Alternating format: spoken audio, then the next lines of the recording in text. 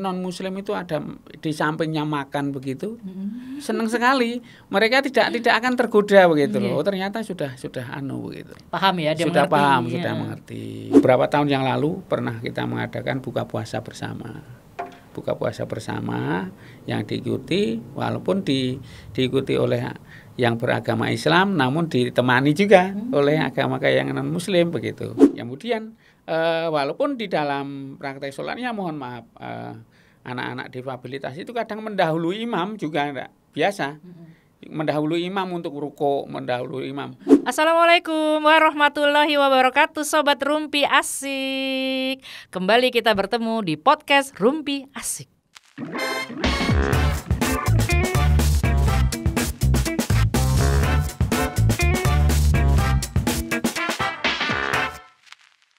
Bersama saya, Sari Winarno, ditemani oleh seorang pengajar di sekolah autis ya Pak ya, sekolah vokasi autis. Monggo memperkenalkan diri Pak ke pemirsa. Baik, terima kasih ya waktunya. Saya perkenalkan, nama saya Agung Tri Julianto. Kebetulan saat ini saya selaku guru di SLB Autis Fredovios yang beralamat di Condong Catur, Depok, Sleman. Iya Bapak, ini sekarang kita karena ini ada Ramadan series dan kita sedang menjalani puasa bulan Ramadan, jadi kita akan bincang-bincang tentang remaja, anak dan remaja autis di saat bulan Ramadan Pak. Iya. Kita akan ngobrol-ngobrol nih ya Pak ya, ngobrol-ngobrol gimana suka dukanya, unik-uniknya, ajaib-ajaibnya si anak autis ini. Bisa mungkin diceritakan Pak gimana mendampingi remaja autis yang sedang berpuasa, mungkin lagi sekolah gitu, lagi belajar di kampusnya. Oke. Jadi saya pernah mendampingi anak itu sejak saya juga selaku guru di SLB Fredovios itu, karena di sana juga ada siswa yang beragama Islam begitu. Dan saat itu juga banyak yang beragama Islam. Ini sekolahnya umum ya Pak ya? Sekolah umum. Kita di bawah, kita sekolah vokasi umum ya. Sekolah autis, dan ini adalah ada yang siswanya juga ada yang muslim dan ada yang non muslim. Kemudian bagi yang muslim sebenarnya kita sudah punya dalam arti punya semacam kurikulum lah. Kalau di sana memang ada pembelajaran juga agama Islam, termasuk kalau sudah menjelang Ramadan, anak-anak kita menganjurkan yang Ramadan itu bagi anak-anak yang sudah bisa berpuasa, oke, kita anjurkan untuk berpuasa seperti itu. Sehingga kalau memang puasanya itu dan anehnya dan senangnya ini guru-guru ini senang melihat anak-anak puasa itu, karena saat berpuasa itu anak-anak juga tidak tergoda, walaupun teman non muslim itu ada di sampingnya makan begitu, senang sekali. Mereka tidak akan tergoda begitu loh. Oh, ternyata sudah begitu. Paham ya, dia sudah mengerti. Paham, sudah mengerti. Dan dia bisa ditanya. Ada siswa yang namanya Muhammad Harun Arofik Siregar atau dipanggil Opik ini, kalau sudah bisa ditanya apakah makan sahur pakai apa begitu. Makan sahur pakai apa? Kemudian dia akan menjawab makan sahur dia mungkin dengan nasi dengan lauk bergedel. Oh, dia menceritakan. Iya, dia bisa menceritakan. Kemudian nanti kalau buka puasa juga begitu. Dia bisa ditanya begitu, dia bisa cerita seperti itu. Hal-hal seperti itulah yang menjadi keunikan, menjadi kesenangan guru-guru, supaya ternyata anak-anak ini walaupun puasa dia tidak tergoyahkan begitu dari awal sahur sampai menjelang sampai buka puasa begitu. Itu hal-hal seperti itu. Kemudian yang saya ceritakan lagi di SLB Fredovios itu memang kalau kita memberikan banyak kegiatan keagamaan. Itu di bulan Ramadan kita pelajaran itu kita modifikasi begitu, karena memang ada jam-jam pengurangan. ada jam-jam pengurangan, jam-jam pembelajaran yang kita kurangi sehingga pembelajaran itu fokus juga banyak yang kegiatan keagamaan untuk terutama yang beragama Islam. Seperti pondok pesantren kilat gitu ya Pak ya? Ya, mungkin ada. Dan hal-hal ini kita perhatikan, kita tambah beberapa yang banyak prakteknya. Jadi kegiatan keagamaan bagi anak-anak ini, kalau misalnya hal-hal yang abstrak itu bukan sesuatu yang tidak bisa dipahami, tapi ada hal-hal yang real dan hal-hal yang bisa dilakukan. Contohnya, misalnya, okelah mengucapkan syahadat, kemudian kemudian sholat, kemudian puasa, kemudian kalau zakat terlalu tinggi ya, saya katakan zakat terlalu tinggi bagi anak, tapi infak atau sedekah itu bisa dilatihkan. Iya. Infak atau sedekah bisa dilatihkan. Jadi hal-hal itu bisa dipraktekkan begitu. Betul. Jadi seperti itu. Dan kalau biasanya di bulan Ramadan ini kegiatan-kegiatan yang kita berikan banyak sekali, walaupun kita atur dalam bulan Ramadan, 1 bulan Ramadan itu misalnya kegiatan keagamaan itu untuk 2, misalnya yang tadinya hanya 1 hari begitu Ibu, hanya 1 hari begitu, kemudian menjadi sekarang 2 hari untuk 2 jam pembelajaran untuk anak-anak autis yang seperti ini. Seperti itu. Usia berapa Pak kalau remaja autis di sana tuh Pak? Range-nya sekitar usia dari 15 tahun atau? Di sekolah kami ini usia yang kita terima adalah 10 tahun ke atas sampai 22 tahun. Pra-remaja dan remaja ya Pak? Iya, sudah. Jadi ya boleh. Kalau yang namanya 10 tahun ke atas itu 10 tahun itu kita bisa dikatakan persiapan untuk lanjutannya. Kita kan sebenarnya sekolah lanjutan. Sekolah lanjutan dari, kalau bisa dikatakan SMP SMA-nya begitu. Di SMP SMA-nya. Terus ini ada pasca SMA-nya. Iya. Jadi ini ada pasca SMA-nya, yaitu sekolah vokasi. Nah, kalau hal-hal di Ramadan yang seperti tadi saya katakan, ya kita karena mereka sudah balik juga begitu ya, kita menghancurkan kalau memang bisa puasa, oke, berpuasalah begitu. Kemudian ada beberapa tadi yang namanya kegiatan untuk hafalan surat, kemudian sholat zuhur berjamaah dan sebagainya. Pernah kita itu mengadakan juga beberapa tahun yang lalu pernah kita mengadakan buka puasa bersama. Buka puasa bersama yang diikuti, walaupun diikuti oleh yang beragama Islam, namun ditemani juga oleh agama yang non Muslim begitu. Tapi tidak apa-apa, seperti itu adalah wujud kerukunan kami, wujud kerukunan siswa-siswa kami dengan guru-guru yang seperti itu. Walaupun hanya sampai sholat maghrib berjamaah yang diikuti oleh yang beragama Islam. Makan bersamanya, buka puasa bersamanya, bareng-bareng. Makan malam bersama ya. Ya, yang non Muslim juga silahkan. Itulah hal-hal yang seperti itu yang akan kita pupuk terus begitu.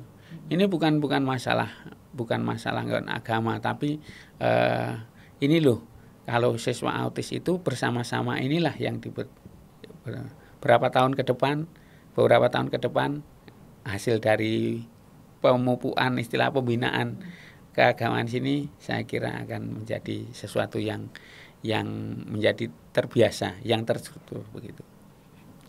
Senang sekali rasanya. Iya. Iya, memang ini untuk mengajari atau mendampingi anak atau remaja autis untuk beribadah, terutama puasa, ini agak susah-susah gampang ya Pak sebenarnya. Bisa juga dikatakan begitu. Iya. Kadang dibilang gampang susah, kadang dibilang susah enggak juga gitu. Karena anak autis ini tipenya adalah kalau itu dilakukan rutin terus-menerus dia akan melabel ya Pak ya. Iya. Akan jadi terbiasa. Jadi menjadi terbiasa. Oh, ini memang waktunya sahur, dia ngerti, oh ini Ramadan ya gitu. Dia Jadi ngerti. Ini itu nggak boleh, berarti kalau itu Ramadan nggak juga, boleh iya. makan minum gitu ya. Saya kira hal-hal seperti itu namanya peran orang tua. Peran orang tua Iya. juga saya kira kerjasamanya juga ternyata peran orang tua yang selalu bisa melanjutkan pembinaan di sekolah. Ya, juga di sekolah juga yang selalu kerjasama, selalu komunikasi dengan orang tua. Itulah yang dipentingkan. Jadi kerjasama antara orang tua dengan guru begitu menjadi nilai plus yang akan membuat anak itu terbiasa. Betul. Jadi kalau dikatakan tadi apa label menjadi suatu kebiasaan, ya betul. Karena di sekolah kami memang struktur itu bisa menjadi sesuatu yang harus dikedepankan begitu. Iya, jadi anak itu distrukturkan, walaupun jadi kalau sudah terbiasa, oke lah. Nanti kita kurangi. Kalau bisa dikatakan struktur itu walaupun nanti hasilnya kaku, tapi akan kita kurangi sedikit demi sedikit menjadi fleksibilitas. Iya, betul. Jadi seperti itu. Jadi tidak kaku terus begitu. Iya. Autisnya akan kita kurangi sedikit-sedikit. Iya. Menjadi fleksibel. Karena ya walaupun itu butuh waktu begitu. Saya katakan tadi seperti tadi walaupun untuk memodifikasi pembelajaran juga di bulan Ramadan ini juga tidak gampang begitu. Karena begini, pembelajaran dulu ada pembelajaran renang yang setiap minggu itu dilakukan oleh anak-anak itu. Karena kita modifikasi pembelajaran renang ditiadakan, mesti ada anak yang protes, komplain begitu. Karena biasanya renang. Iya, loh ini kok nggak renang Kok begitu. tiba-tiba nggak renang? Iya, karena bukan puasa. Mereka tidak paham. Ada ya juga yang tidak memahami. Ini bulan puasa. Gitu loh. Nah, karena anak autis terkena rigid kakunya Nah, itu ya Pak iya, ya. makanya seperti itu. Karena ada sesuatu hal yang perubahan-perubahan tuh ada Betul. waktu ininya. Iya, perlu waktu lah. Perlu waktu prosesnya ini untuk Iya, merubahnya. prosesnya. Iya, jadi seperti itu. Kebiasaan. Nanti hal seperti itu bisa juga. Loh, ini jamnya sekarang jam makan siang begitu. Makan kok tiba-tiba nggak makan? Nah, kok tiba-tiba nggak makan begitu. Kalau awal-awal tuh agak iya, ini ya Pak ya, proses ya Pak ya. Iya, juga butuh proses begitu. Kemudian ada lagi terutama di pembelajaran yang biasa kita lakukan adalah pembelajaran masak begitu. Masak itu kan menunya untuk makan siang. Nah, kalau di bulan puasa jelas ada perubahan.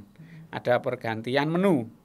Yang tadinya menu nasi untuk makan siang, sekarang kalau di bulan puasa, di bulan Ramadan itu menunya diganti menjadi snack yang menu buka puasa begitu. Jadi takjil. Ya, menu takjil lah, atau boleh dikatakan begitu.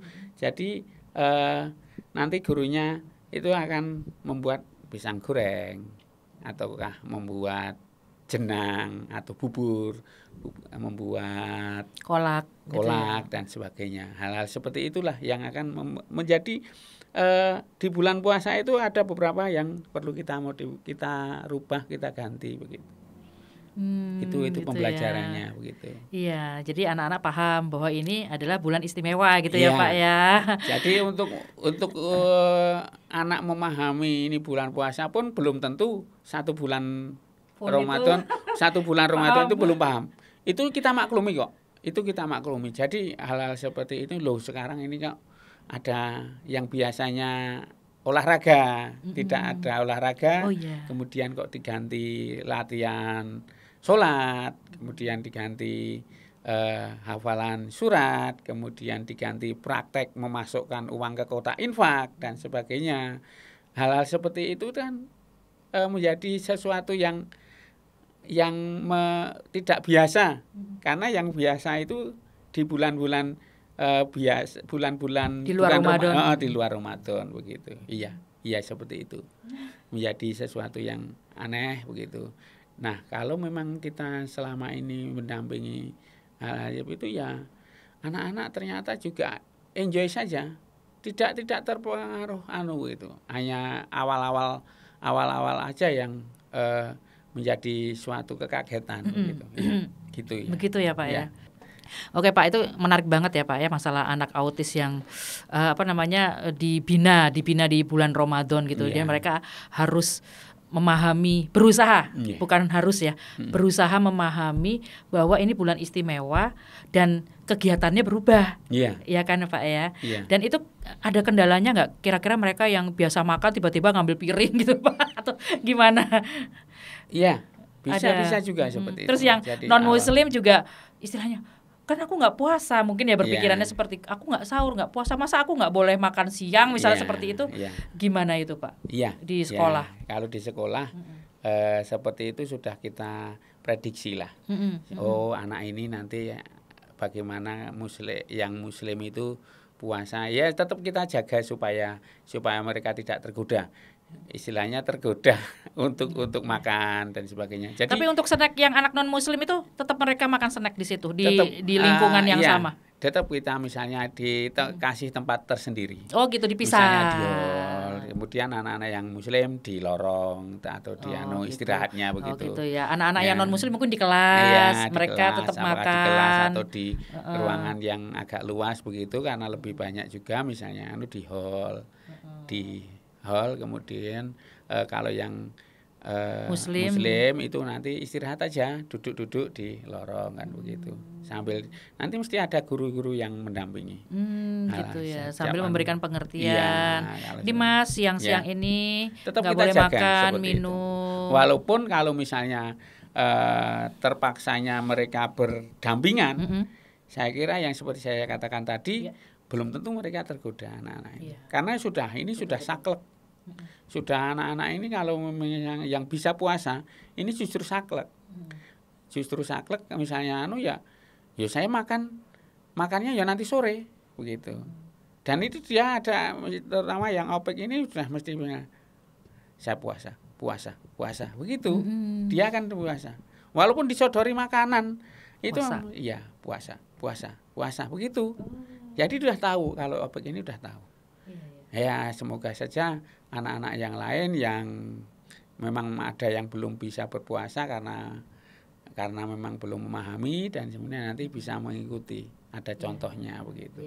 Ada contohnya terutama OPEC. Iya betul. Kalau rewa ini naik turun. Oh begitu. Ada juga siswa. Siswa yang rewa ini saya kira naik turun. Karena dia memang harus dikondisikan, dicontohkan gitu Pak. Jadi dikondisikan tidak ada makanan minuman sama sekali di situ, bersih. Sapu bersih, baru dia paham, oh ini puasa gitu. Dan memang betul kata Pak Agung ini bahwa anak autis itu akan mengerti dengan sendirinya. Jadi saat berbuka pun di atas meja makan dengan begitu banyaknya makanan, menunggu beduk, kalau dia belum azan Allah Akbar, dia nggak akan makan dan minum. Karena pas azan kita kasih tahu, Mas nunggu azan ya. Pas azan berkumandang, Allah Akbar, baru ayo Mas silahkan minum. Silakan berbuka. Nah itu sehari 2 hari dia paham nih. Kayak itu gitu. Itu betul yang saya katakan sakleknya tadi itu betul. Iya. Terus kadang ya itu Pak, tergoda. Misalnya ada temen ya misalnya yang buka snack yang dia suka. Oh iya betul. Dia langsung mau gitu ya. Mau langsung dia bilang gitu. Karena inilah yang tergoda. Makanya seperti tadi yang saya katakan, kita akan membagi ruangan begitu, membatasi ruangan lah begitu. Mungkin yang makanan yang tidak disukai dia tidak akan tergoda, tapi kita tidak bisa menjamin. Kalau ada makanan yang dibawa oleh anak lain, dia suka akan, nih, suka. Snack-snack yang dia, apalagi snack-snack yang dia suka dan dilarang biasanya. Terutama namanya rewa begitu. Terutama yang namanya rewa ini tadi memang sekarang sudah terlihat, walaupun ini baru 1 tahun, belum ada. 1 tahun masuk situ sudah terlihat disiplinnya. Jadi makan siang itu sekarang kalau dia tidak makan siang itu kan dilakukan setelah sholat luhur. Kalau memang dia belum sholat ya dia kan belum mengambil makanannya. Hal inilah yang namanya disiplin. Sekarang sudah disiplin. Jadi nanti kalau misalnya itu akan terbiasa, kita biasakan pas Ramadan.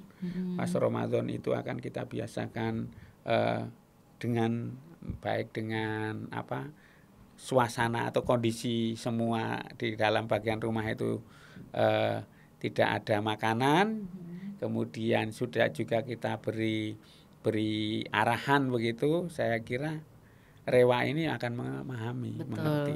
Iya. Gitu. Karena dia juga waktu sholat juga ini ya, paham ya Pak ya. Paham. Maksudnya mungkin mencari Pak Agung kali. Iya. Dia akan menunggu. Azan, dia akan menunggu. Udah waktu sholat, Ya, dia nunggu Pak dia Agung. akan menunggu gitu kan. menunggu Pak misalnya instruksi. Rewa wudhu, kan begitu. Kemudian walaupun di dalam praktek sholatnya mohon maaf, anak-anak difabilitas itu kadang mendahului imam juga enggak biasa. Mendahului imam untuk rukuk, mendahului imam. Enggak apa-apa, mereka juga kita biasakan untuk sholat Jumat begitu di masjid. Nah, inilah mensosialisasikan, sambil mensosialisasikan. Ini loh, anak-anak autis ini, remaja autis ini ternyata bisa bergabung, bersosialisasi dengan orang lain begitu, walaupun di lingkungan masjid. Walaupun di dalam itu ya tetap pendampingnya atau gurunya seperti saya ini ya sudah tebal muka, karena di situ ada suara celotehan anak-anak autis itu. Kemudian ada perilaku yang tepuk-tepuk begitu, walaupun pelan tapi kan cukup mengganggu karena di suasana di sholat Jumat.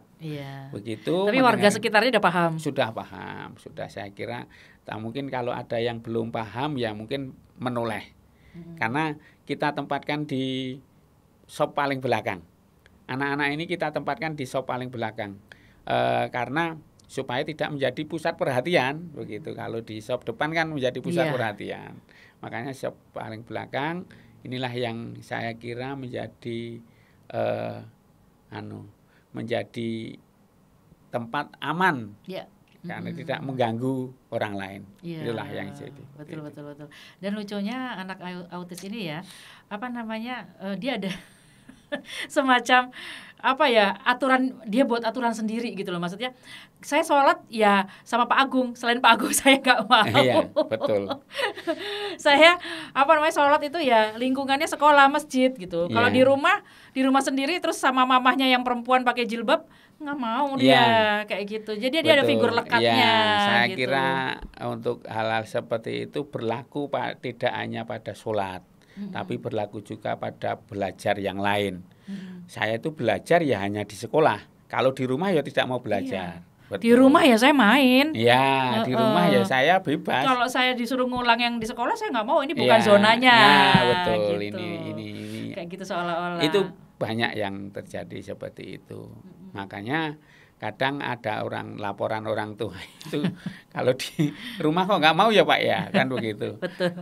Sama. Ya seperti itu ya, namanya belajar itu ya hanya di sekolah begitu pemahamannya. Iya. Jadi kalau di rumah mamahnya teriak-teriak, ayo Mas Rewa wudhu, ya nggak dilakukan Pak. Iya, nggak dilakukan sama sekali. Dia merasa mama tuh nggak bisa nyuruh aku, yang nyuruh aku cuma Pak Agung nih dan guru-guru sekolah gitu. Itu dari dulu Pak, dari zaman dia SMP, SMA, begitu. Jadi dia baru rajin sholat itu saat di sekolah dengan gurunya yang figur lekat. Ya, gitu. Itulah autisnya. Itulah autisme, ya toh. Dunianya sendiri begitu. Dia memasang aturan sendiri. Kalau di rumah ya saya sama mama main. Kalau di sekolah, kalau mau belajar ya di sekolah ada zonasinya. Iya, betul. Kalau sholat mama pakai saya kan pakai ruku. Iya, betul. Dia nggak mau. Bukan inilah mungkin memahami ini. Karena ini bukan imam. Iya, karena sholat itu ya saya harus sama laki-laki. Saya sama Pak Agung atau saya sama Opik gitu-gitu ya kayak gitu. Iya. Ini kan di sekolah juga seperti itu, setiap harinya kita berjamaah. Kadang dengan 3 anak atau 2 anak begitu. Jadi tetap saya yang imam begitu. Kemudian diikuti oleh makmum 2 anak atau 3 anak. Jadi ada Opik, kemudian Dio, kemudian Rewa. Itu yang setiap hari. Nanti juga akan berlanjut di bulan Ramadan begitu. Ya, inilah pendampingan kita. Tetap bulan Ramadan tidak jadi masalah bagi pembelajaran untuk autis atau remaja begitu, remaja autis. Iya betul. Dan Ya. ini kayaknya ada cerita lucu ya Pak tentang anak autis, bahwa pernah ya katanya Bapak nggak ada, terus yang gantiin Bapak juga nggak ada. Itu terus mereka sholat sendiri itu Iya, ya. katanya mereka sholat sendiri. Udahlah, pokoknya begitu. Karena Bertiga ini sholat iya, sendiri. Iya, saya nggak tahu apa. Imam makmum, imam makmum. Mereka karena dia saat itu hanya ibu-ibu guru begitu. Saat itu hanya dan ibu dia nggak mau ya, iya, maksudnya saya kira, diimami betul. ibu guru gitu ya kan. Sudah, biarlah sholat sendiri. Iya. Allah Maha tahu. Iya, dan itu lucu Allah. banget ya Pak ya. Saya Karena, diceritain iya, Bu Risma dengan iya, Bu Amel tuh saya iya, sampai ketawa. iya. Ini lucu sekali kejadiannya, dan 3 anak ini, 3 remaja autis ini Sholat sendiri. bener-bener dia, maksudnya azan sholat gitu Iya, ya, dan siapa? dia melihat kok Sudah. Pak Agungnya nggak ada, kok yang ganti Pak Agung juga nggak ada untuk imam. Akhirnya mereka melakukan bertiga yang Iya. penting sholat. Berarti memahami memahami waktu-waktu ya, waktu Pak, untuk ya. sholatnya, karena begitu. Karena saya tidak tahu apakah itu kalau sudah sholat kan harus makan. Kalau sudah sholat makan. Berarti ini mungkin ada motivasinya. Mau makan. Ya, karena saya harus sholat dulu karena dia mau makan. mau makan begitu. Kalau itu ya, struktur juga. Iya, kalau misalnya nggak sholat saya nggak bisa makan Ya, ini. betul. Kalau saya Ya belum itu. sholat ya Nggak bisa makan betul. karena urutannya Iya, itu. itulah strukturnya. Saking kakunya anak urutannya, autis iya. ya. Jadi yang namanya struktur itu memang ada kelemahan, bisa kaku begitu. Iya betul. Namanya Dan rigid tadi. Ya. kaku dan anak belum tentu suka dengan struktur, tapi harus distrukturkan. Anak belum tentu suka dengan struktur karena struktur itu mengekang kok. Struktur itu mengekang, tapi harus distrukturkan. Tapi kemudian kita bisa membuat untuk fleksibilitasnya. Jadi perlahan-lahan. Sebenarnya modelnya tarik ulur aja. Sebenarnya kita sebagai guru ya konsepnya tarik ulur saja. Konsepnya ya begitu gitu loh. Dengan metode tarik ulur. Kalau memang sudah terlalu ya kita tarik. Kemudian kita perhatikan lepas, walau kita perlahan-lahan kita ulur, dia maunya apa begitu, tapi tetap kita pantau gitu. Itulah konsepnya. Konsepnya dalam mendampingi anak autis, terutama nanti di bulan Ramadan, tetap seperti itu. Struktur, kemudian konsepnya tarik ulur. Oke Pak Agung. Iya. Pak Agung terima kasih ya Iya. Pak sudah hadir dan menjelaskan kegiatan Ramadan anak dan remaja autis. Sama-sama. Iya. Semoga bermanfaat. Mudah-mudahan bermanfaat, Iya. terutama bagi para orang tua yang memiliki anak berkebutuhan khususnya spektrum autis ya Iya, Pak iya. ya gitu. Oke teman-teman sobat Rumpi Asik yang ingin bertanya tentang autisme, boleh nanti komen-komen di YouTube Rumpi Asik atau di medsosnya yaitu IG, TikTok ataupun FB Rumpi Asik, dan jangan lupa untuk share, subscribe, like dan komen. Kita tunggu ya di episode-episode menarik berikutnya. Tetap di Rumpi Asik, feeling fresh with Rumpi Asik.